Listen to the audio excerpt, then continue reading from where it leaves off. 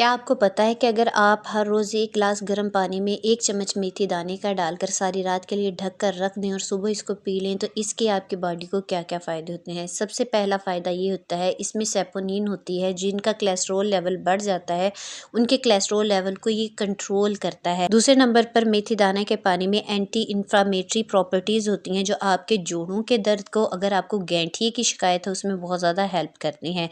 Third number पर इसमें होता है फाइटोएस्ट्रोजन, जो आपके हार्मोन्स को बैलेंस करता है। अगर आपके हार्मोन्स डिसबैलेंस है, मूड स्विंग्स का प्रॉब्लम है, तो आपको ये पानी पीना चाहिए। नंबर 4 पर ये आपके ब्लड शुगर लेवल को कंट्रोल करता है। अगर आप शुगर के मरीज़ हैं तो आपको मेथी का पानी लाज़मी पीना चाहिए। फिर नंबर 5 पर पीसीओडीज़ के मरीज़ को इसको लाज़मी पीना चाहिए। इर्रेगुलर पीरियड्स को ये रेगुलर कर साथ ही ये आपके बालों की हेल्थ के लिए बहुत ज़बरदस्त है। बाल गिरना, टूटना, झड़ना कम हो जाएँगे, आपका बेली फैट कम हो जाएगा, पेट फ्लैट हो जाएगा। लाइक, शेयर, सब्सक्राइब करना मत भूलिएगा।